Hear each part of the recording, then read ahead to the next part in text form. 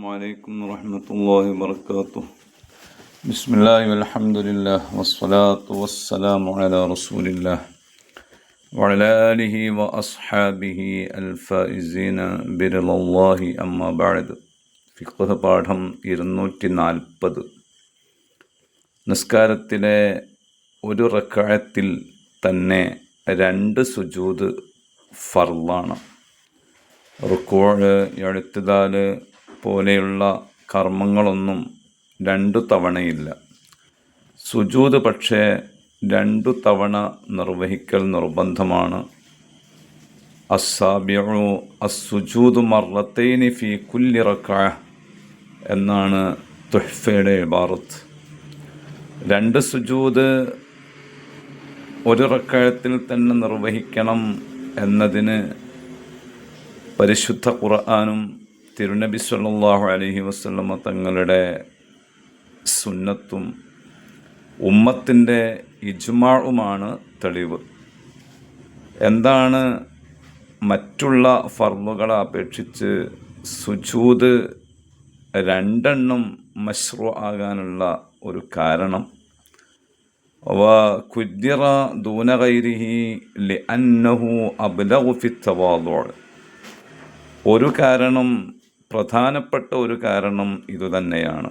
അഥവാ സുജൂദിൻ്റെ ഒരു പൊസിഷൻ എന്ന് പറയുന്നത് അങ്ങേയറ്റത്തെ വിനയം പ്രകടമാകുന്ന പൊസിഷനാണ്. അപ്പോൾ വിശ്വാസി തൻ്റെ അഷ്റഫുൽ അഅ്ളാ ആയ അഥവാ ഏറ്റവും ശ്രേഷ്ഠമായ അവയവമാകുന്ന മുഖം തറയിൽ വെച്ച്, ഭൂമിയിൽ വെച്ച് സുജൂദ് നിർവഹിക്കുമ്പോൾ അത് തവാളുഇൻ്റെ, വിനയത്തിൻ്റെ, വണക്കത്തിൻ്റെ പരമമായ ഒരു അവസ്ഥയാണ്. അപ്പോൾ അള്ളാഹുവിൻ്റെ മുമ്പിൽ ഏറ്റവും അങ്ങേയറ്റത്തെ വിനയപ്രകടനത്തിന് സുജൂദിലൂടെ സാധിക്കുന്നു എന്നതുകൊണ്ട് ഒരു വട്ടമല്ല 2 വട്ടം സുജൂദ് ചെയ്യാനുള്ള കൽപ്പനയുണ്ടായി. മാത്രമല്ല, സുജൂദിൽ നടത്തുന്ന ദുആഇന് ഇജാബത്തുണ്ട് എന്ന് നബി സല്ലല്ലാഹു അലൈഹി വസല്ലമ തങ്ങൾ പ്രത്യേകം അറിയിച്ചിട്ടുണ്ട്.